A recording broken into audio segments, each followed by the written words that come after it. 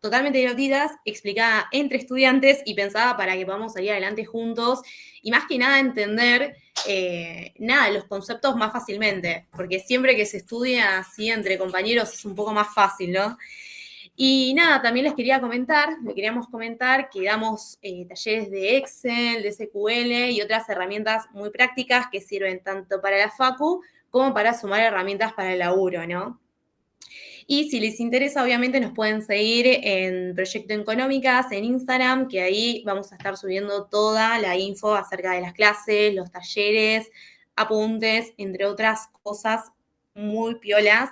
Como por ejemplo, este viernes tenemos un tercer encuentro de un taller de lectura de China, que está muy bueno si se quieren sumar. Más que nada, eso, dentro de todo, espero que les sirva la clase y cualquier duda o consulta nos preguntan, que estamos muy a disposición. Bueno, sigo yo dando la parte un poco más teórica y es como el principio de lo que se da en la materia. Voy a empezar a compartir pantalla. Dígame si ven la pantalla, así me quedo tranqui. Sí, se ve, Cati. Genial, gracias. Bueno, vamos a hablar como del principio, ¿no? De la teoría de probabilidad, que seguramente algún que otro punto teórico aparezca. Bueno, vamos a hablar de diferentes cosas. Acá les dejé un índice como para que se guíen, pero principalmente hablamos de modelo de decisiones, ¿no? Esto es importante porque nosotros tenemos que situarnos en lo que vendría a ser qué modelo de decisión nosotros estamos estudiando la estadística. Y en este caso tenemos dos, ¿no? El modelo determinista que plantea como unas situaciones, eventos en donde no hay incertidumbre, en donde no hay probabilidad de que ocurra otra cosa más que la que se sabe, ¿no? Que ante iguales condiciones se obtiene siempre el mismo resultado. Y luego tenemos el modelo probabilístico, que en este caso va a ser el modelo que estudia la estadística, ¿no?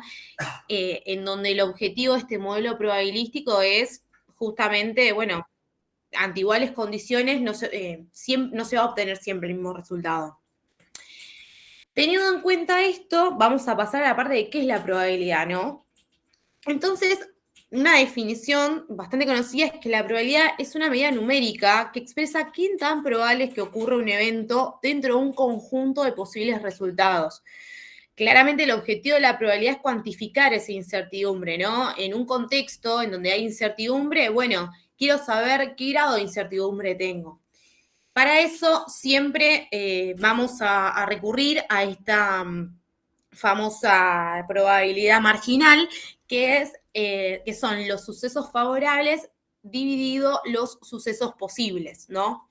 Que ahora vamos a ver qué significan estos sucesos. Acá hay diferentes conceptos básicos que va a indagar lo que vendría a ser la estadística en cuanto a la probabilidad, ya que, por ejemplo, acá en esta definición aparecen diferentes conceptos que quizás uno no sabe, ¿no? Por un lado tenemos qué es el experimento aleatorio, que en este caso es la observación del fenómeno, que claramente no podemos anticipar el resultado porque nos encontramos en un modelo, nada, como había dicho anteriormente, probabilístico.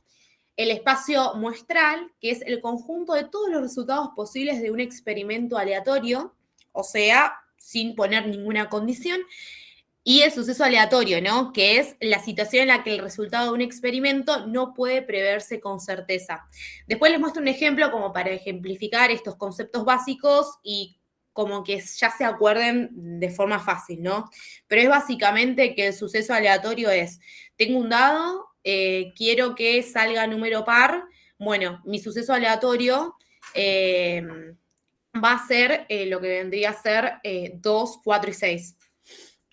Bueno, y por otro lado también habíamos visto esta probabilidad marginal, que habíamos dicho que la probabilidad de que ocurra X va a ser el suceso favorable dividido el suceso posible. Entonces, esto es el resultado que cumple con lo que quiero que pase y cualquier resultado que pueda surgir del experimento aleatorio puede dar, o sea, puede dar cualquier número. Por ejemplo, en el caso que había dicho anteriormente, vamos a ver el ejemplo número 1, así se los ejemplifico rápidamente. Tenemos que lanzamos un dado que contiene 6 caras, queremos calcular la probabilidad de obtener un número par.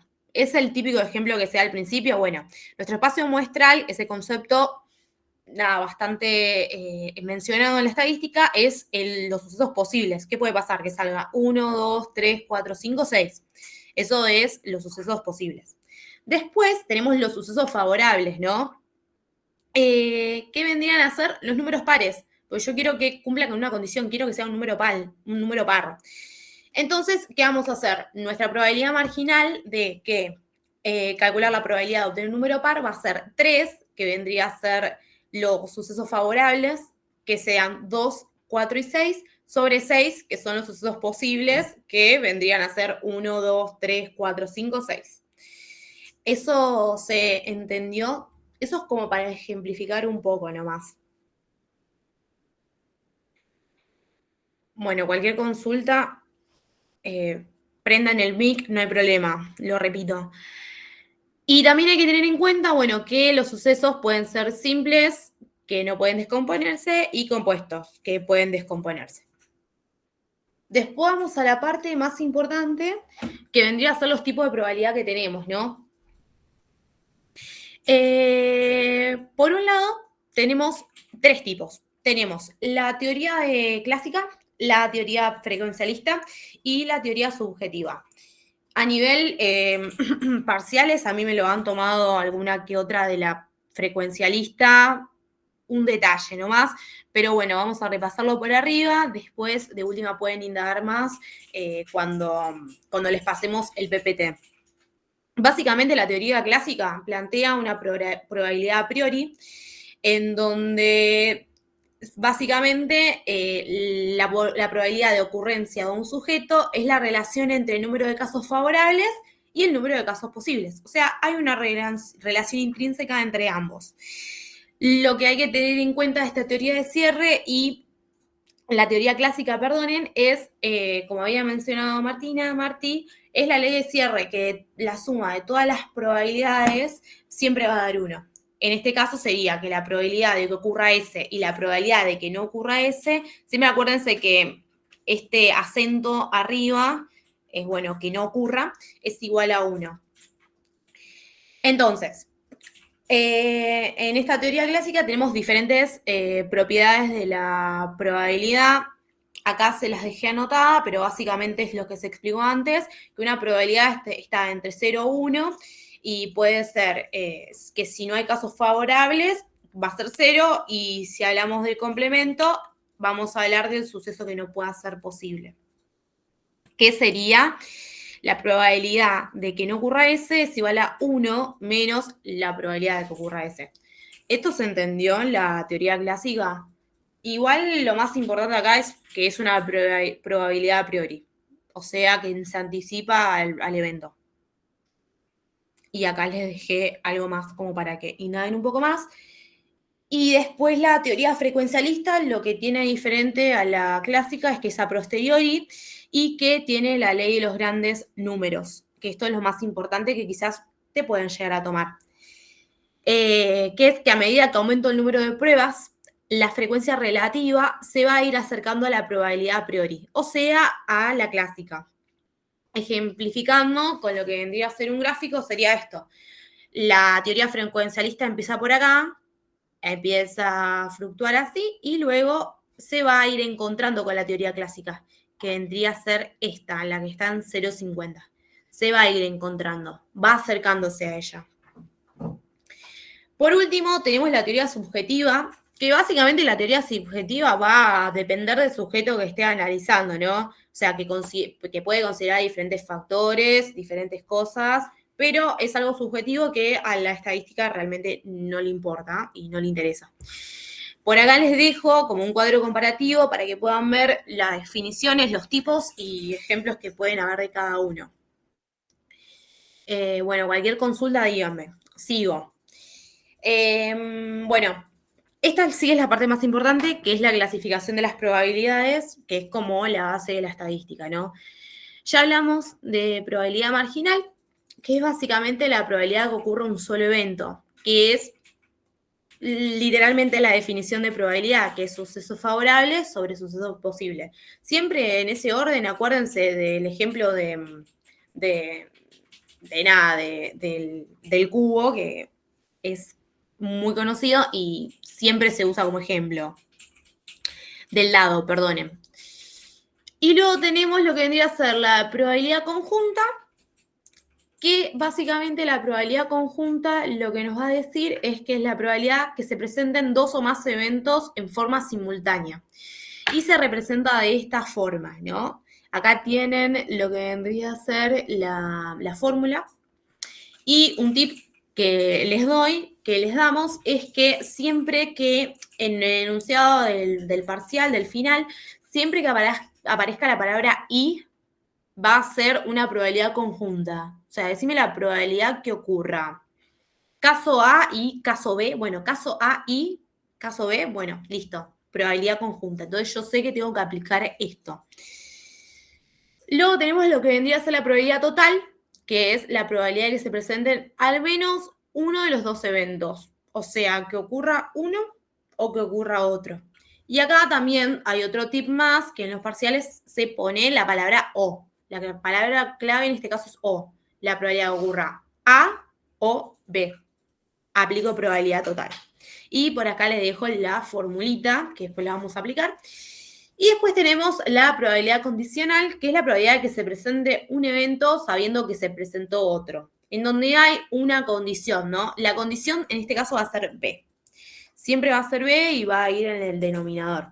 Y la palabra clave para decir, bueno, acá tengo que aplicar probabilidad condicional es que en el parcial aparezca el enunciado sabiendo que, dado que, por ejemplo, en un ejemplo que vamos a ver más adelante, si nos da el tiempo, es básicamente cuál es la probabilidad de aprobar estadística dado que aprobó análisis 1.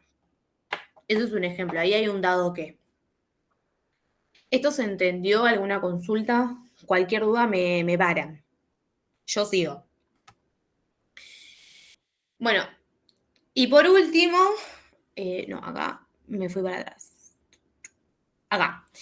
Y algo muy importante es la relación entre eventos. Digo que es muy importante la relación entre eventos porque si bien hay fórmulas como las que vimos acá, que son cuadradas, va a depender del contexto, ¿no? O sea, ¿a qué voy con esto? Primero vamos a tener que determinar si el evento es dependiente o independiente. ¿Qué significa que sea dependiente? Que básicamente la presencia de uno modifica a otro evento. O sea, depende un evento del otro. Y que sean dos o más sucesos independientes significa que la ocurrencia que ocurra A no afecta a B. O sea, no tienen relación alguna. Y además también hay que tener en cuenta estos eventos si son compatibles o incompatibles. Esta famosa mutuamente excluyente, bueno, eso mismo. Compatible significa que dos o más eventos pueden presentarse simultáneamente, o sea, al mismo tiempo, e incompatibles, o sea, mutuamente excluyentes, es que dos o más eventos definidos de modo que la ocurrencia de un evento imposibilita la ocurrencia de cualquiera de los otros. Es decir, incompatible es, por ejemplo, que yo tire una moneda y quiera que salga cara y cruz. Es imposible que salga eso, ¿no? O me sale cara o me sale cruz. Es mutuamente excluyente. Y para eso, para los mutuamente excluyentes, nosotros vamos a tener que la probabilidad total va a ser la suma de la probabilidad de A y la probabilidad de E.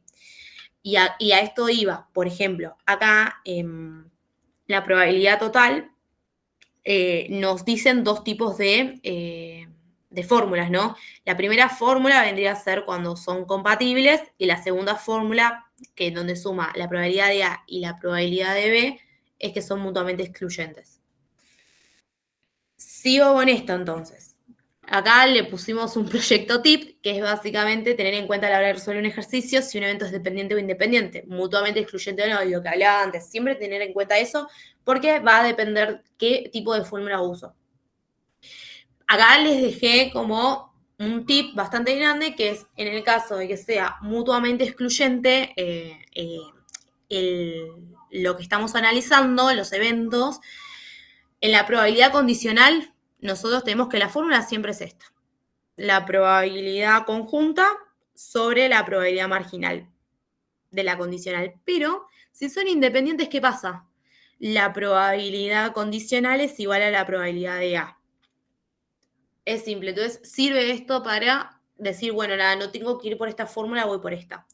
Lo mismo con la probabilidad conjunta. La probabilidad conjunta siempre va a ser, la fórmula es, la probabilidad conjunta es probabilidad de B por la probabilidad condicional de A y B. Pero si son independientes, voy a aplicar otro tipo de fórmula.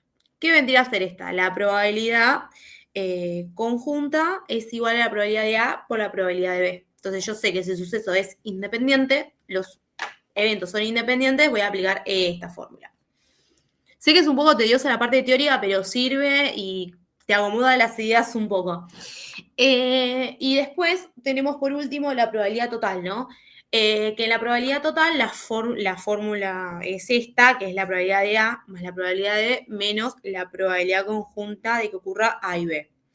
Pero si A y B son independientes, entonces los multiplico. Y ahí ya resuelvo el caso. Siempre hay que tener en cuenta, acá les dejo lo que hay que tener en cuenta de que si son compatibles, la probabilidad conjunta no puede dar 0. Si son incompatibles, la probabilidad conjunta da 0. Que si son independientes se multiplican las probabilidades y si son dependientes no se pueden multiplicar las probabilidades. Hasta ahora se entiende, está claro. Cualquier cosa, prenden el mic y yo freno. Sigo con el otro tema, bastante importante, teorema de Bayes, que básicamente es una probabilidad a posteriori y permite actualizar la probabilidad de un evento en base a info nueva, ¿no? O sea, yo realizo experimentos, van dando diferentes resultados, bueno, esa información nueva la tengo que tener en cuenta. Entonces, para eso voy a aplicar el teorema de Bayes, para ver cuánto me da la probabilidad. Acá les dejo las condiciones del teorema de Bayes, que son básicamente las mismas. La ley de cierre hay que tenerla en cuenta en todos los ejercicios, es súper importante, que existe dependencia entre el suceso B y los sucesos causa A, que se conocen las probabilidades de los sucesos causa, porque si no se conocen, no se puede aplicar el teorema de Bayes, y que se conocen también las probabilidades condicionales. En lo particular, a mí teorema de Bayes no me gusta aplicar, es una fórmula que me parece un poco complicada, como pueden ver acá. Yo recurro a otros dos recursos, que ahora se los voy a explicar, que es básicamente el teorema del árbol y lo que vendría a ser en los cuadros de contingencia. Para mí esos dos son los más fáciles de aplicar y te resuelven el problema rápidamente. Pero bueno, eso va a gusto de cada uno. Acá, cuadros de contingencia, es súper mega fácil usar los cuadros de contingencia. Les explico brevemente, que seguramente lo habrán visto. En el cuadro de contingencia vamos a tener dos causas. Que ocurra A, que no ocurra A, que ocurra B, que no ocurra B. Acá, en las intersecciones de A y B, vamos a poner todas las probabilidades conjuntas. O sea, de que suceda una cosa y la otra. En los totales vamos a poner las probabilidades marginales, es decir, la probabilidad de que ocurra B, ponemos acá el total, y lo mismo con que no ocurra B. Y después, básicamente, hay que tener en cuenta esto, que este total, por ejemplo, vengo acá, la probabilidad de A tiene que ser la sumatoria entre la probabilidad de que ocurra A y B y la probabilidad de que ocurra A y no ocurra B. Entonces la suma de esos dos me tienen que dar la probabilidad de A. Y siempre hay que tener en cuenta como este control, que es que la suma de las probabilidades marginales van a dar 1. Después tenemos el teorema del árbol, que el teorema del árbol para mí es lo mejor y es el que me salvó en el parcial, porque es muy fácil de manejar, de usar y es genial. Es una herramienta visual, como dice acá, que organiza las probabilidades en ramas, mostrando paso a paso los posibles caminos que pueden ocurrir en un experimento. Y sirve cuando hay sucesos condicionales, varios casos posibles y se requiere usar el teorema de Bayes. Acá sí se va a utilizar la fórmula de Bayes en el teorema del árbol, pero lo que tiene es que vos ya tenés todos los numeritos y lo único que tenés que hacer con teorema de Bayes es agarrar la fórmula final y reemplazar los datos. Después lo vamos a ver. Pero acá les dejo como unos tips y unos pasos para el teorema del árbol. Cada rama de este teorema va a representar una probabilidad que se multiplica con la siguiente. Para hallar la probabilidad conjunta, se multiplican las probabilidades de las ramas que tienen ese resultado. Y para hallar una probabilidad de B, o sea, por ejemplo, yo quiero ver la probabilidad de B, bueno, tengo que sumar todas las probabilidades de B. O sea, esta rama y esta rama. Acá vamos a ver unos ejemplos rápidamente, así no saco mucho tiempo. Pero estos se lo vamos a dejar, se lo vamos a subir para que ustedes lo vean bien. Pero, por ejemplo, voy a ir a un caso, a ver, teorema del árbol acá, el 6. Dice, utilizando el siguiente diagrama de ramas, calcule la probabilidad de que un estudiante de economía este año curse análisis matemático 1 primero y estadística 1 después, curse álgebra en primera instancia y luego análisis matemático 2 y curse estadística. Ok. ¿A qué se está refiriendo este ejercicio con el siguiente diagrama de ramas? A este en particular, ¿no?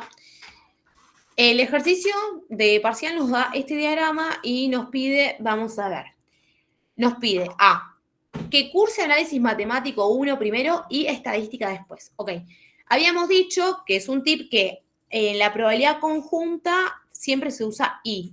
O sea, que si en el enunciado me dice y, es eso, listo. Entonces acá tengo que hacer una probabilidad conjunta entre análisis matemático 1 y estadística. Vamos a eso entonces. Tenemos la probabilidad de análisis matemático 1, 0,4, tenemos por acá, lo ponemos en ese orden y lo multiplicamos por estadística 1, o sea, con este 0,8. O sea, es decir, como que hacemos el recorrido, ¿no? 0,4 por 0,8 me va a dar una probabilidad conjunta, que acá se los dejo, que es 0,32. ¿Esto se entendió? Por las dudas, cualquier cosa, párenme, yo sigo hablando. Después, esa es la probabilidad conjunta. Siempre cuando multiplicamos por las ramas, multiplicamos esto por esta rama, va a haber una probabilidad conjunta de ambos. Vamos por la B. La B nos dice que curse álgebra en primera instancia y luego análisis matemático 2. O sea, probabilidad conjunta de nuevo. Y que curse álgebra y análisis matemático 2. Perfecto, entonces multiplico 0,6 por 0,4 me da 0,24. Y acá se me fue un 0, pero esto es 0,6. Y por último nos pide el C que curse estadística 1. Ok, vamos acá. Vamos a este machete que tenemos, que curse estadística 1 significa que yo tengo que sumar todas las probabilidades conjuntas así. Todas estas probabilidades. De todas las ramas que contengan B. En este caso, que cursen, me olvidé, estadística 1. Entonces, yo voy a tener que poner foco en todas estas ramas. Estadística 1 y estadística 1. Entonces, la probabilidad de que curse estadística es la probabilidad o sea, el 0,4, empecemos por acá, sería, a ver si puedo escribir, capaz es más fácil, sería el 0,4 por 0,8, acá tenemos estadística, y el 0,6 más, o sea, 0,4 por 0,8, y a eso le sumamos la probabilidad conjunta de 0,6 por 0,6. Acá se los dejé expresados, que hay que sumar como esas ramas, esas multiplicaciones, que nos da 0,68. Ok. Y después, acá les expliqué el diagrama del árbol, que es lo más fácil. Y después, bueno, les explico rápidamente un ejemplo de cuadro de contingencia, así vamos avanzando. Se los dejo en realidad, así vamos avanzando más. El cuadro de contingencia es muy fácil. Simplemente a nosotros nos van a dar datos, acá se los explico rápidamente. El 70% de los gerentes de una empresa posee automóvil, el 15% posee teléfono celular. En tanto, un 3% cuenta con ambos productos. Ok, en ese sentido, ¿qué voy a hacer?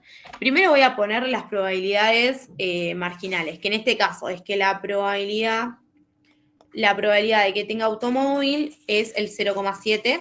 La probabilidad de que tengan un teléfono celular, o sea, vamos a poner la probabilidad de C es igual a 0,15 y la probabilidad de que cuenten con ambos productos, o sea, la probabilidad conjunta de que ocurra A y C va a ser 0,03.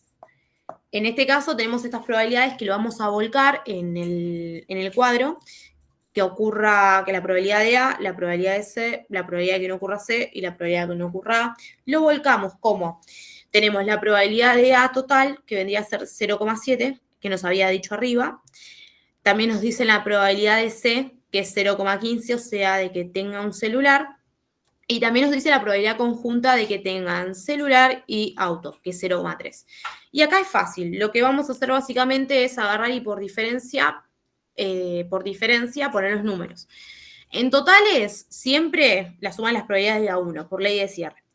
Luego tenemos que, para encontrar este 0,67, ¿qué hacemos? El total, 0,7 menos 0,03, va a dar 0,67. Después vamos a este recorrido en la probabilidad de C, que es básicamente 0,15 menos 0,03, ¿cuánto me da? Me va a dar la probabilidad de que no ocurra A.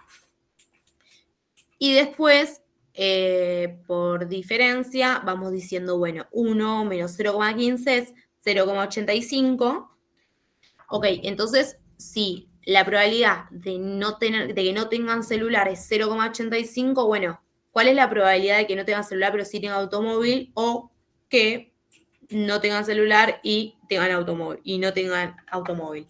Bueno, lo mismo, más o menos la dinámica se entiende. Acá vendría a ser 1 menos 0,7, encuentro el 0,3, que es mi probabilidad marginal de que no ocurra A, y por diferencia ya vamos encontrando todos los números. 0,3 menos 0,12, ahí me da 0,18.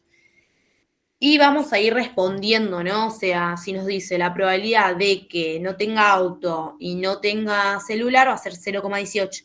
La probabilidad de que tenga auto y no tenga celular es 0,67. La probabilidad de que solamente tenga un celular, 0,15. Entonces, ahí como que vamos encontrando las respuestas. Y eso rápidamente es lo de los teoremas. Y después ahí le dejo el espacio a Lauti para que siga hablando con los otros temas y después vamos a ver intervalos de confianza.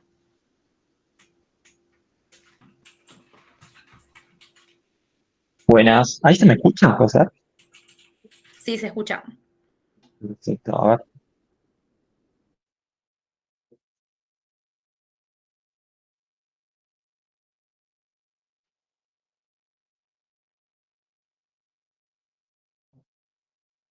¿Ahí te está viendo? Lo Sí, que se ve compartí. perfecto, Lauti. Ah, listo, dale, gracias. Bueno, esta vez vamos a hablar sobre las distribuciones básicas de probabilidad. Vamos a empezar primero con la distribución binomial. ¿Y qué es la distribución binomial? Bueno, es una distribución de probabilidad discreta que usamos cuando repetimos varias veces un experimento que solo tiene dos resultados posibles. Por ejemplo, éxito o fracaso, sí o no, cara o cruz. Se trata de un experimento aleatorio dicotómico. Básicamente tiene dos resultados posibles. Acá arriba estamos diciendo que X se distribuye en forma binomial con parámetros n igual a 3.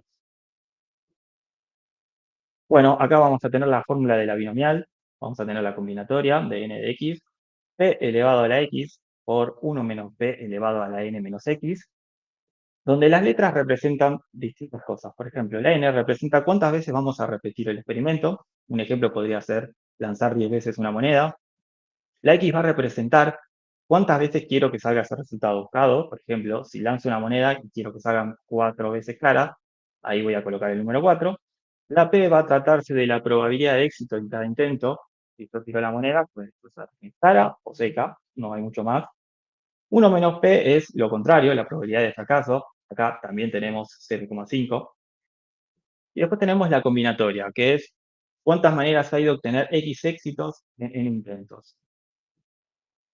Bueno, acá también tenemos más fórmulas.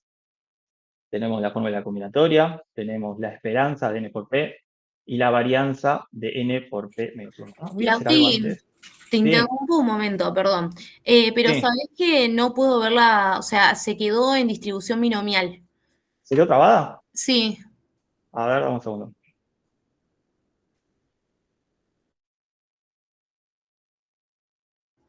Bueno, mientras tanto aprovecho a decir, ahí que estuvieron comentando que necesitaban ver la clase de nuevo, nosotros nos pueden encontrar en Instagram, en Proyecto Económicas, todo junto, ahí se los dejo, y cualquier cosa manden un mensajito y ahí le compartimos todo el material, pero no se preocupen que va a estar y cualquier consulta o duda vamos a responderles.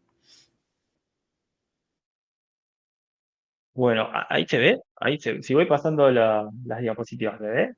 Sí, Lauti, ahí se ve. Ah, joya. Bueno, no sé dónde me quedé, pero bueno. Nada, había explicado qué se trata la distribución. Bueno, cualquier cosa, igual está subido el PPT, después se lo paso. Había explicado qué era la distribución, las fórmulas, qué era cada cosa, más fórmulas, la esperanza, la combinatoria, la varianza. Y bueno, ahora vamos a un ejemplo. Nos dice el ejemplo, un examen que contiene 15 preguntas del tipo verdadero o falso se aprueba contestando correctamente por lo menos 9 de ellas. Si para decidir el valor de verdad de la respuesta se utiliza una moneda equilibrada, hallar la probabilidad de aprobar el examen, calcular el valor esperado de las respuestas. Bueno, acá primero lo que hago es poner en detalle cada uno de los datos que tenemos, el total de preguntas que hace referencia a n igual x, la probabilidad de acertar, cada una al azar, como es una moneda, solo tenemos dos probabilidades, 0,5. Para aprobar se necesitan 9 o más respuestas correctas, o sea, 9, 10, 11 o 15 respuestas. Y la variable aleatoria es la cantidad de respuestas correctas. Básicamente acá es x, se distribuye binomialmente con parámetros n igual 15 y probabilidad 0,5. Dame un, dame un acá, puntero, se ve mejor. Nada. Bueno, planteamos el ejercicio, planteamos que la probabilidad de x es igual o mayor a 9, que es lo mismo que decir que 1 menos la probabilidad acumulada de 8 inclusive. Entonces, ¿cómo calculo yo la probabilidad acumulada de 8 hasta 8 inclusive? Bueno, puedo calcularlo de uno en uno, pero la verdad, o sea, habría que hacer 9 probabilidades, la probabilidad de x igual a 0, la probabilidad de x igual a 1, hasta llegar a 8, pero la verdad eso es un montón de tiempo. En el parcial, tiempo es lo que nos falta. Entonces, tenemos dos opciones. Una es la que dijo Martu, que es la de usar la app que te calcula las probabilidades, pero dudo mucho que en un parcial el profe nos deje usar el celular, así que vamos a tener que recurrir a las famosas tablas estadísticas de Krauss. No, en el parcial, discúlpame, en el parcial nuestro sí nos autoriza. Ah, ¿sí? Ah, bueno, qué golazo. Bueno, ahí, bueno, ya tienen un montón ya les simplifica bastante el ejercicio. Pero bueno, hay algunos profesores que no dejan tener fórmulas ni tablas. Así que, bueno, para los que no tienen, los que el profe, para los que al profe no les deja usar la aplicación, bueno, van a tener que usar las tablas de Krauss. Y estos valores se sacan de ahí. En la tabla de Krauss van a venir los valores con las distribuciones tabuladas. Es decir, si nosotros buscamos la probabilidad acumulada de x para la distribución binomial hasta 8 inclusive, van a poder encontrar este valor. Bueno, nada, una vez que buscan en la tabla, encuentran este valor, reemplazan, ¿qué obtienen? Que la probabilidad de aprobar el examen es del 30%. Bueno, continúo. Distribución de Poisson.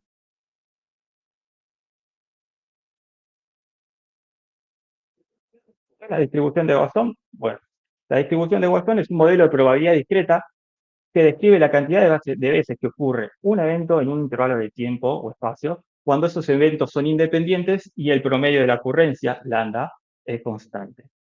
Acá tenemos que la X se distribuye en forma de Poisson con parámetros lambda. Bueno, tenemos la fórmula de Poisson, donde, bueno, vuelvo a explicar qué representa cada letrita. K va a representar el número de veces que ocurre un evento, por ejemplo, que pasen 3 autos en una hora, perdón, que pasen solamente 3 autos. Lambda va a representar el promedio esperado, que es, por ejemplo, ahí sí, que pasen 2 autos en una hora, y la E va a representar el número de Euler, que es 2,7. Nada, la probabilidad de Poisson sirve para calcular la probabilidad de que algo pase veces de que algo pase cada veces en un cierto tiempo o espacio. Cuando sabes el promedio de las veces que suele ocurrir lambda. Ahora va a quedar mejor claro con un ejemplo. Bueno, acá tenemos las distribuciones, la probabilidad puntual, la varianza, el desvío. Y vamos al ejemplo. El ejemplo, una oficina atiende reclamos telefónicamente y recibe en promedio 5 llamadas por día. Calcular las siguientes probabilidades. De que durante 3 días no reciba llamadas, el valor esperado de las llamadas en una semana. ¿Vamos? Bueno, empezamos con el punto A. El punto A nos pide calcular la probabilidad de recibir 0 llamadas en 3 días. Como el promedio de llamadas por día son 5, multiplicamos por 3 y obtenemos que en 3 días en promedio, en general, vamos a recibir 15 llamadas. Sin embargo, el ejercicio nos pide cuál es la probabilidad de no recibir ninguna llamada en esos 3 días. En esos casos, bueno, reemplazamos los valores y obtenemos que la probabilidad de no recibir ninguna llamada en 3 días es un valor muy, muy chico. Por ende, es poco probable que recibamos 0 llamadas en 3 días. Seguimos. Vamos al punto B. El punto B pide calcular cuántas llamadas se esperan recibir en una semana, o sea, el promedio esperado. Si la oficina recibe en promedio 5 llamadas por día y una semana tiene 7 días, supongamos que trabajan todos los días, creo que no, bueno, nada, se espera que el promedio de llamadas que reciba sea de 35 en una semana. Vamos con la distribución normal ahora. La distribución normal es una distribución de probabilidad continua, simétrica y en forma de campana que se utiliza para modelar variables cuyos valores tienden a agruparse alrededor de la media. Se define por 2 parámetros. La media mu, que indica el centro de la distribución, y la desviación estándar, que mide la dispersión de los datos. Acá les hago el gráfico de la distribución normal, que es la famosa campana de Gauss, la media, la desviación típica y la dispersión. Y vamos con un ejemplo. En este ejemplo dice, en una gran compañía, el volumen semanal de ventas por vendedor tiene una distribución normal con media 10.000 y varianza de 250.000. Si se selecciona aleatoriamente un vendedor, ¿cuál es la probabilidad de que su volumen de ventas esté entre 9.500 y 11.000 pesos semanales? Acá ya tenemos los datos, escribo los datos. En promedio, cada persona vende 10.000 pesos. El desvío es 250.000. Y bueno, la desviación es 500. Seguimos con el ejemplo. Planteamos el ejercicio, la probabilidad entre 9.500 y 11.000. Acá les hago el gráfico para que más o menos tengan una idea a qué se refiere el ejercicio, qué es lo que pide. Y bueno, nada. Para poder resolver este ejercicio vamos a estandarizar los valores que nos dieron. Entonces, acá a lo que quiero referir es que esos valores que me dan, los de 11.000 y 9.500, los tengo que estandarizar para poder usar la tabla. Si no, no voy a poder encontrar la probabilidad. ¿Y cómo hago para estandarizarlos? Bueno, lo que hacemos es restarle al 11.000 la media y luego dividirlo por el desvío. Lo mismo con el 9.500. Entonces, una vez que lo realizo, Lauti, eh, ahí están sí, preguntando de dónde salió el 500, Diana. no, Sí, el punto sale de, dame un segundo, gracias. no puedo ver el chat, así que si preguntan, no sé. Acá El ese. 500 sale porque es el desvío. Acá se hace la raíz de 250.000 y eso te da el desvío de 500. Es como, no está no está escrito, Puede explícitamente, ser pero porque bueno. da como dato la varianza. Claro, exacto, porque da el dato de la varianza. Entonces ahí vos ya, al hacer la raíz, te da los 500. Ah, bárbaro, gracias. No de nada. Bueno, nada, ya acá tenemos planteado las zetas y quiero explicar algo. Como yo estandaricé los valores de X, ya no estoy trabajando más con la X, así que le voy a tener que poner lo voy a tener que nombrar con otra letra. En este caso lo vamos a nombrar con la letra Z, que básicamente representa la variable X estandarizada. Es exactamente lo mismo, solo que está estandarizado.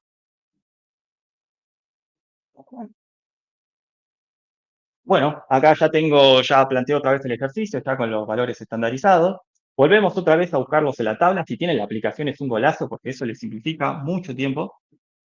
Nada, reemplazo y obtengo que la probabilidad de que el vendedor tenga ventas semanales entre 9.500 y 11.000 pesos es de 0,85, de 0,8185, que básicamente es un 81%. Y bueno, nada, hasta ahí llega el tema de las distribuciones de probabilidad. Sé que hay más, pero bueno, tampoco quiero hacer la clase muy larga porque no disponemos de tanto tiempo. Así que, Katy, si querés seguir, te dejo.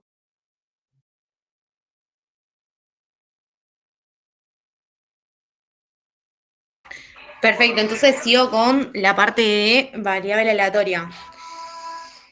A ver, Lauti, vos ya estás, ¿no? Sí, me queda lo de regresión lineal, pero eso lo dejo aquí. Perfecto, listo. Bueno, ahí les pasé, por si quieren chusmear también, mientras voy compartiendo pantalla, les pasé ahí el link del YouTube de Proyecto Económicas. Hay un montón de videos para poder repasar y demás, y que se haga más ameno la parte del preparcial. Bueno, cualquier cosa, yo no voy a estar leyendo el chat, pero cualquier cosa pueden levantar, prender el micrófono, me paran, no pasa nada. Bueno, vamos con intervalos de confianza. Bueno, intervalos de confianza, también como hipótesis, es un tema bastante central de estadística 1. Y básicamente es estimar un parámetro poblacional entre dos valores, ¿no? Esto plantea lo que vendría a ser lo siguiente. Yo quiero saber, no sé, en todo el mundo, quién es propenso a tener una enfermedad, ¿no? Yo no puedo consultarla a todo el 100% de la población si tiene una enfermedad de X tipo, ¿no? Para eso, ¿qué hago? Yo voy a estimar, ¿no? Voy a decir, bueno, voy a agarrar una muestra, por ejemplo, una población, una muestra de 20 personas, y de ahí voy a decir, bueno, ¿quién tiene X enfermedad? Entonces, de ahí yo voy a estimar y voy a asignarle un porcentaje de confianza a esa muestra. Pero yo no puedo agarrar y auditar y consultar el 100% de la gente que existe en el universo. Es imposible. Para eso se usa el intervalo de confianza. Cuando se desconoce un parámetro y no se puede obtener su verdadero valor, se toma una muestra y a través de sus estimadores se busca un intervalo que contenga el parámetro desconocido. Es eso, básicamente. En intervalos de confianza tenemos lo que vendría a ser el límite superior, el límite inferior por un lado y el límite superior por otro. Y acá en el medio vamos a poner lo que vendría a ser el parámetro a estimar, que podría ser, en este caso, una media muestral, una proporción muestral o una varianza muestral. Siempre acuérdense, y si quieren después les dejo un pantallazo de que una cosa es el estimador y otra cosa es lo que vendría a ser los parámetros que estábamos usando antes, ¿no? Por ejemplo, antes, cuando es la población, nosotros usamos mu, esa U, a ver si lo puedo dibujar, usamos mu para la media, y en este caso, para la media muestral, vamos a usar la X con ese acento. Sigamos. Bueno, en tal caso, en este intervalo de confianza vamos a tener en cuenta este gráfico que ténganlo presente, sirve, recontra sirve. Nosotros vamos a tener un nivel de confianza a utilizar, que en este caso nos los da 1 menos alfa. Este 1 menos alfa va a ponerse en el centro y va a decir, bueno, nada, ¿qué hay en los costados? O sea, sabemos que la suma de todas las probabilidades da 1, ¿ok? ¿Qué hay en los costados, no? Entonces, nosotros tenemos que 1 menos alfa va a ser como nuestro centro. Y para saber la parte negativa y la parte positiva, en este caso vamos a decir, bueno, alfa lo vamos a dividir por 2 y alfa lo vamos a dividir por 2. Y ahí ya tenemos 1. ¿Se entiende esa parte? Porque quizás es un poco confuso, pero básicamente es que nosotros tenemos 1 menos alfa y después vamos a tener que dividir este alfa dividido 2. Ahí creo que mandaron, se entiende. Perfecto, Mel. Entonces sigo. Pero esto es importante que lo tengan en cuenta también, nada, como el test de hipótesis y demás. Bueno, para resolver un intervalo de confianza, básicamente primero lo que vamos a hacer es anotar todos los datos del enunciado. Todos los datos. Yo ahora les voy a pasar unos tips que sirven un montón para extraer todos los datos que nos da el enunciado. Y después lo que vamos a hacer es determinar qué caso debemos aplicar. Tenemos varios casos. Tenemos intervalos de confianza para la media, para la proporción y para la varianza. Luego de determinar qué caso vamos a aplicar, que ahora lo vamos a ejemplificar para que quede un ejemplo bueno, vamos a reemplazar en la fórmula correspondiente los datos del enunciado dado. En este caso, bueno, después les doy el ejemplo. Y después, bueno, en este caso que habíamos planteado, bueno, punto 1, extraigo todo lo que vendría a ser el enunciado, ¿no? Todos los datos que tiene el enunciado. Vamos al ejemplo mejor que va a ser mejor. Acá nos dice que con el fin de determinar la edad media en años, o sea, acá ya me está diciendo necesito la edad media, necesito saber la media. De los alumnos que cursan la carrera de economía de una determinada universidad, se tomó una muestra al azar de 20 estudiantes. Acá tenemos nuestra N chiquita, obteniéndose una media de 23 años y un desvío de 3,5 años. Un montón de datos nos da. Si la edad de los alumnos en estudios se distribuye normalmente, esto es muy importante, hallar un intervalo de confianza para la verdadera media con un nivel de confianza de 0,95. Ok. Primero, hacemos un cuadrito, vamos anotando todos los enunciados. Y el tip que les voy a dar. Siempre después, en los enunciados, siempre después de que nos dice la muestra, que se tomó una muestra al azar de 20 estudiantes, todo lo que sigue después, media, desvío, varianza, todo, absolutamente todo, es un estimador de la muestra. ¿Por qué digo esto? Porque, por ejemplo, si nos dice anteriormente a 20 estudiantes, que es la muestra, si antes de la muestra nos dice que hay una media de 3,5, bueno, esa media no va a ser muestral, va a ser poblacional, o sea, va a ser mu. Siguiendo con esto, volcamos los datos. N, la muestra es 20. Acá lo tenemos, lo vamos sacando. Tenemos que nuestra media muestral es 23, acá lo tenemos. Acá me faltó el acento, la rayita por arriba. Después tenemos que nuestro desvío es 3,5, acá lo tenemos, desvío 3,5. Y por lo tanto ponemos como, bueno, agregamos que la varianza muestral va a ser 7. ¿Por qué? Porque la varianza, acuérdense que el desvío elevado al cuadrado es la varianza. Entonces yo, si elevo al cuadrado el 3,5, que me da 7, me va a dar la varianza. Después tenemos que, otro dato importante, que se distribuye normalmente. Y después que el nivel de confianza, o sea, 1 menos alfa, es 0,95. Entonces sabemos para, obviamente, despejando alfa, que alfa es 0,05. Y ahí ya tenemos todos los datos del enunciado, que es súper importante tenerlos porque es una forma de organizarnos y que se haga más ameno lo que vendría a ser la resolución del ejercicio. Sigamos. Ese es el primer paso. Ok, extraigo todos los datos. Segundo paso, determinar qué caso debemos aplicar. Acá hay diferentes casos. A mí me gusta usar este cuadrito que me recontra sirve, que digo, yo tengo que averiguar una media, o sea, intervalo de confianza para la media. A mí me están pidiendo una media. Ok, perfecto. ¿Qué caso tengo que usar? O sea, ¿qué tengo que aplicar? ¿Qué fórmula tengo que aplicar? Bien, voy a esto. Caso A. Si se distribuye normalmente y también se conoce el desvío. En este caso no se conoce el desvío, así que esta no va a ser. Caso B.1, se conoce el desvío, X se distribuye normalmente, eso está bien, pero no se conoce el desvío, tampoco se conoce, nosotros no conocemos el desvío poblacional. El muestral sí, el poblacional no. Y la muestra es mayor o igual a 30. Acá tenemos una muestra de 20, así que ese caso no sería. Lo tachamos. Y después tenemos que quedaba más lindo así. Bueno, y después tenemos que otro caso, B.2, que X se distribuye normalmente y el desvío no se conoce. En este caso no se conoce y la muestra es 0, la muestra es menor a 30. Es este nuestro caso. Vamos a aplicar el caso 3B.2. Después tenemos otros casos en donde no se distribuye normalmente, no se conoce el desvío que, bueno, les voy a mostrar las fórmulas a aplicar. Luego de terminar el caso que se debe aplicar, vamos a buscar lo que vendría a ser la fórmula a aplicar, ¿no? Hay que tener en cuenta que el único que se desglosan las fórmulas es en el caso de la media. En el caso de la media, ahí sí van a haber varias fórmulas. Que tenés que aplicar A, que tenés que aplicar B, que tenés que aplicar... Pero después, en el tema de proporción y ¿cómo se dice? De proporción, no es una fórmula sola. Así que no se preocupen por eso.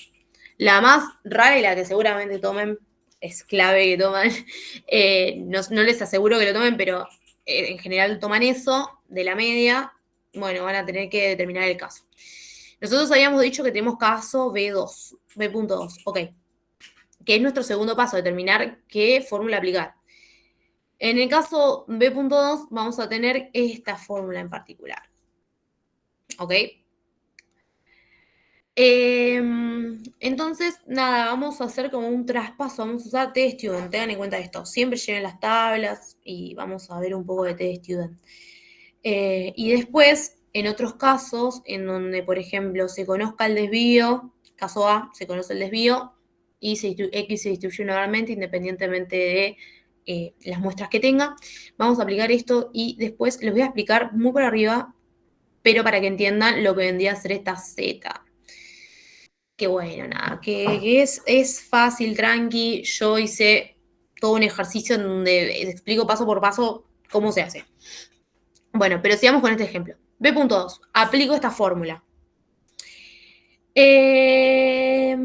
Perfecto, aplico esa fórmula. Acá les muestro, tipo, las otras fórmulas de la proporción y la varianza. Sigamos. Y en el caso del ejemplo que teníamos, dijimos, bueno, nada, tenemos caso B.2, tenemos que aplicar esta fórmula, tenemos estos datos, ok, perfecto. ¿Qué hacemos? Reemplazar todos los datos, lo volcamos a esta formulita. Simple. Entonces tenemos que nuestro desvío muestral, nuestra media muestral, que sería esta, es 23, eso es correcto, que nuestra T es 1 menos alfa dividido 2, alfa, ¿cuánto nos dio? 0,05, acuérdense que la sacamos de acá. Alfa la sacamos de acá, despejando A. Por 3,5, que vendría a ser nuestro desvío muestral, dividido la raíz de la muestra, que es 20. Eso vamos a ubicarlo en el parámetro que queremos mostrar, que es la mu. Y hacemos lo mismo. Esto, o sea, el límite inferior es lo mismo que el límite superior, solamente que lo que cambia es esto. Es la suma. A ver, se los dejo bien acá. Esto cambia nomás. Que en el... Ay, se me salió ahora. Bueno. Que básicamente en el límite inferior hay un menos y en el límite superior un más. Eso es lo único que cambia. Pero después, lo que está adentro es lo mismo. ¿Qué hacemos primero? Obviamente tenemos que ver qué es lo que tenemos que resolver, que en este caso es esta TestStudent, ¿no? Que para eso vamos a ir y buscarlo en la tabla de TestStudent. ¿Cómo hacemos eso? Primero resolvemos esto. La T, 1 menos 0,05 y 2 nos da tenemos que buscar la TestStudent de 0,975. ¿Cómo lo buscamos? Primero vamos a determinar el grado de libertad. Que el grado de libertad va a ser nuestra muestra n-1, o sea, 20 menos 1, 19. Entonces, vamos a nuestra tabla de TestStudent y cómo se utiliza, ¿no? Creo que seguramente se acuerdan, pero hacemos un repaso.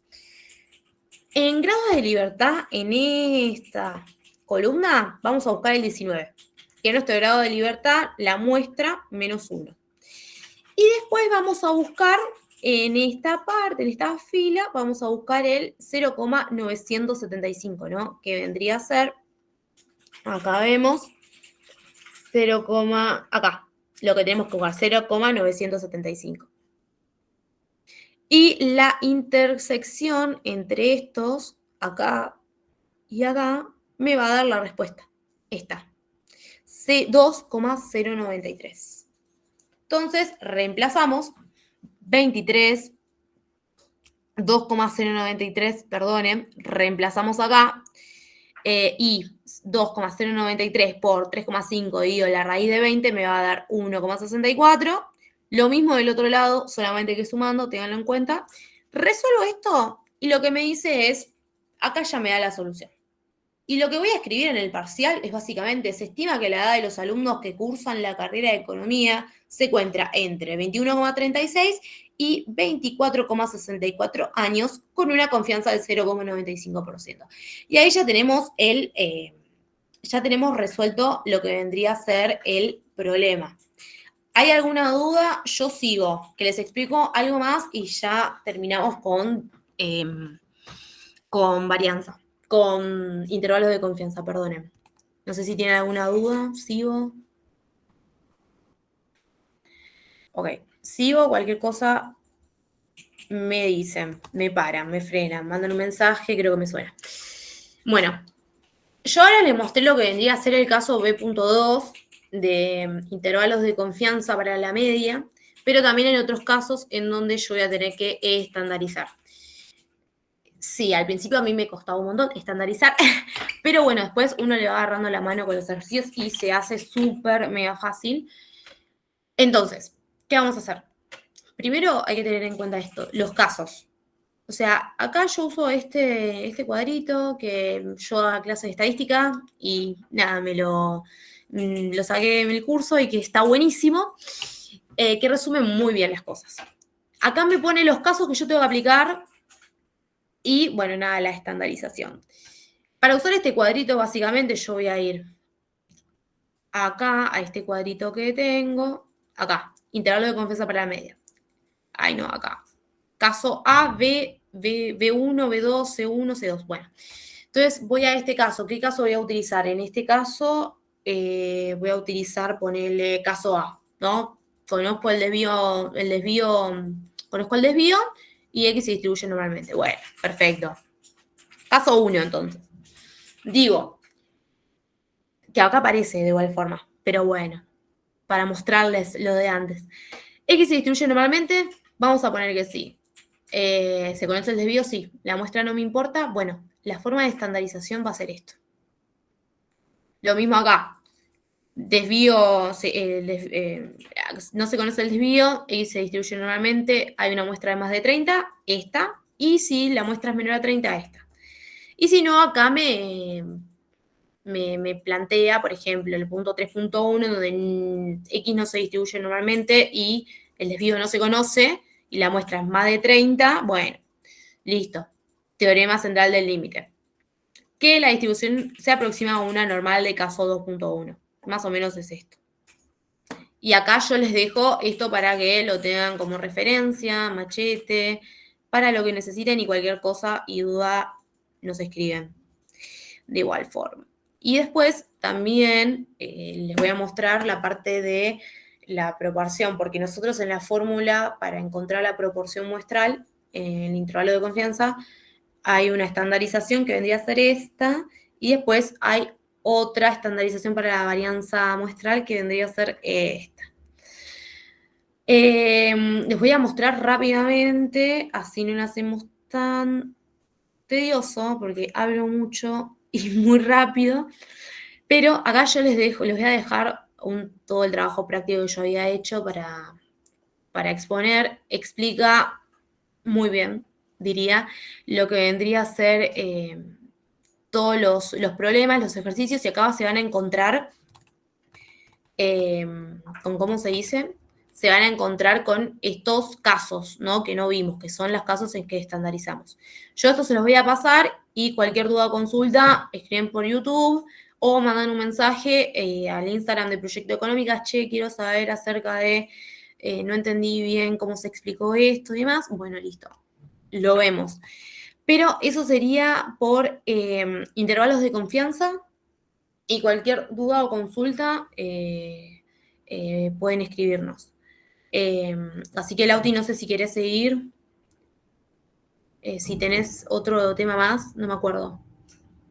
Sí, sí. Era el último tema, regresó lineal. Nada, tengo un segundo que ahí comparto pantalla. Dale. Cualquier cosa, vos, Katy, decime, porque no puedo ver el chat, y si Sí, no sí, se sí, ve. tranqui, yo te pispeo cualquier cosa.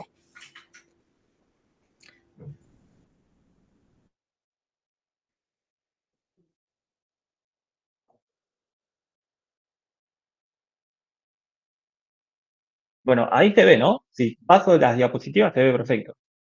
No, no se pasa, ¿eh? ¿No se pasa? A ver, No. no entiendo por qué no se pasa. Capaz porque estás compartiendo y pusiste compartir pantalla solamente con el PPT y cuando se comparte hay como ahí un... Puede ser toda la pantalla, a ver, pero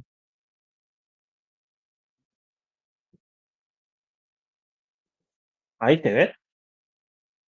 Sí, genial, Lauti, ahí. Ahí sí. Ah, listo, joya. Bueno, nada, seguimos con el último tema que es regresión lineal. Y regresión lineal simple, porque no se, en estadísticas uno se ve solo eso. Y paso a decirles, ¿qué es la regresión lineal simple? Bueno, es una herramienta que sirve para ver si dos variables cuantitativas están relacionadas entre sí y si lo están, tratar de predecir una en función de la otra usando una línea recta. Pero sabiendo que nunca esa predicción nunca es exacta, siempre va a haber un margen de error. Recordemos que las variables cuantitativas son variables numéricas, o sea, que pueden medirse con números, como puede ser la edad, la altura, el peso, los ingresos mensuales. Nada, bueno, en regresión lineal vamos a usar solo dos variables cuantitativas. La primera va a ser la variable independiente o explicativa, la que vamos a nombrar con la letra X, que es la que vamos a usar para estimar o predecir el valor de la otra variable cuantitativa. Lautaro, La otra- discúlpame, sí, vos estás pasando las no, todavía, diapositivas. todavía no, ya empiezo a Ah, pasar. listo, listo. Nada, bueno, volviendo, la otra variable cuantitativa va a ser la variable U, que va a ser la variable explicada o dependiente, que es la variable que queremos predecir o estimar. Acá, bueno, acá está la definición de la regresión lineal, ya tenemos la variable estimada. Entonces, básicamente lo que hace la regresión lineal es buscar ajustar una línea recta que explique cómo cambia y en función de X. Esa línea tiene forma, la forma que ven acá, a ver si puedo hacer el puntero. Acá. Esta es la recta, la ecuación de la recta que buscamos estimar. Denme un segundo.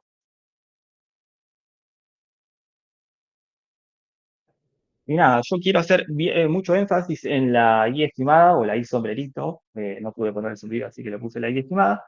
Y quiero decirles que la I estimada es, como su propio nombre lo dice, es una estimación, no es el valor real de I. Es lo que el modelo de regresión lineal cree que va a salir. ¿Y por qué pasa esto? Porque es un modelo estadístico. Las predicciones no son exactas, sino que siempre admiten una cierta variabilidad o error.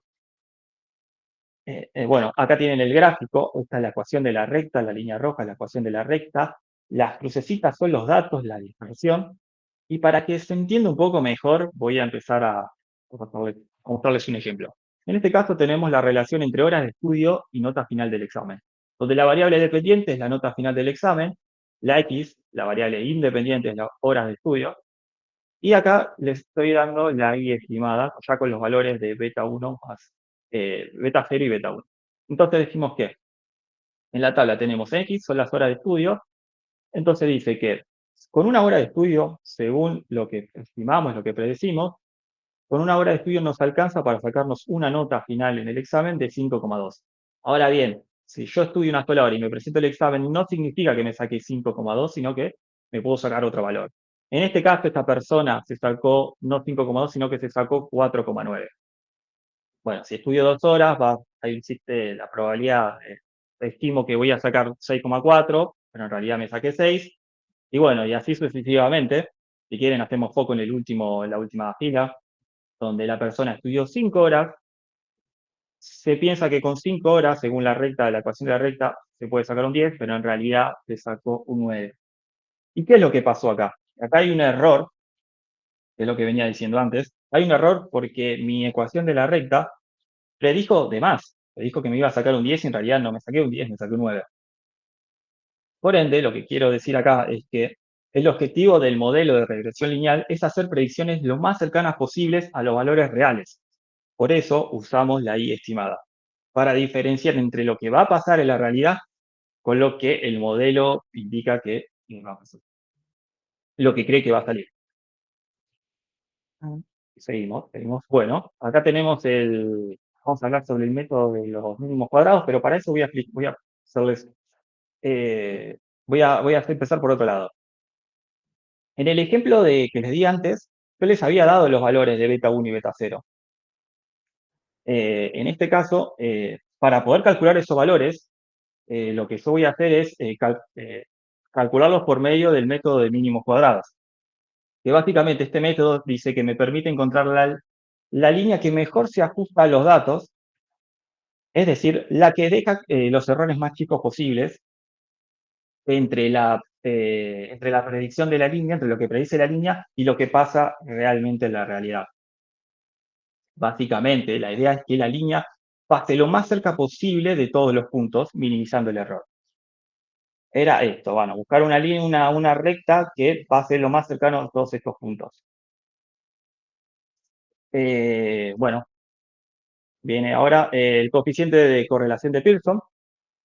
El coeficiente de correlación de Pearson me sirve para saber si qué tan buena es mi ecuación de la recta lineal. Lo que hace este coeficiente es medir qué tan fuerte y en qué dirección es, en qué dirección es la relación lineal entre las dos variables. Es decir, si R está cerca de 0 y 1, perdón, de 1 y menos 1, hace que la línea dice que encontramos una ecuación de la recta muy buena. Básicamente, lo que me está diciendo es que los valores de X van a predecir muy bien a los valores de Y. Sí, si el coeficiente me da 0, significa que no hay relación lineal. Y bueno, si el coeficiente es igual a 1, básicamente me dice que la relación es perfecta y positiva, es decir, que cuando sube una variable también sube la otra. Cuando es menos 1, el menos 1 me dice que una variable baja y otra sube, como se puede ver acá. Y cuando el coeficiente de Pearson es igual a 0, no hay relación lineal, por eso no hay una ecuación de la recta. Bueno, acá vamos a tener el tema de la suma de cuadrados. Nada, acá están las fórmulas. Sé que son medio tediosas, así que se las dejo acá. La realidad es esto. Y voy a pasar un ejemplo para que se entienda lo mejor posible. Bueno, en este ejemplo vamos a tener la relación entre precio y demanda de un bien, donde tenemos la demanda, que es la variable dependiente, el precio de dicho bien, que es la variable independiente, y acá nos piden estimar el valor de, bueno, hacer la estimación, calcular los valores de beta 0 y beta 1. Acá tenemos la tablita, los precios, los valores. Nada. Acá ya le doy los datos resumidos, con cada uno de los datos para que puedan reemplazar sobre las fórmulas y así ya se les hace más fácil de entender. Acá tenemos las fórmulas, más fórmulas. Acá está la fórmula de beta 1 y la fórmula de beta 0. Y bueno, empiezo calculando los valores de la pendiente, reemplazo estos datos que les pasé unas diapositivas atrás, y con eso obtengo que el valor de la pendiente es menos 3,4. Lo mismo hago con la ordenada del origen. Tengo que la ordenada del origen es 123,2. Y tengo la ecuación final de la regresión. Bueno, tenemos la Y estimada que va a ser igual a 123,2 menos 3,4x. Y la interpretación, acá abajo le dejo la interpretación, que es cada vez que sube 1, la demanda baja en 3,4 mil unidades. Y bueno, la interpretación de la ordenada de origen, que es como si el precio fuera 0, la verdad, y nada, es eso. Y acá les dejo el grafiquito, para que lo puedan ver después cuando se lo paso por el grupo, del ejercicio que estuvimos haciendo recién. Y eso es todo por hoy. Ahí dejo de compartir. Yo después les paso bien el PowerPoint. Pero bueno, hasta acá hemos llegado hoy. Espero que les haya ayudado. Sé que es una materia larga, sé que es una materia difícil, pero bueno, tratamos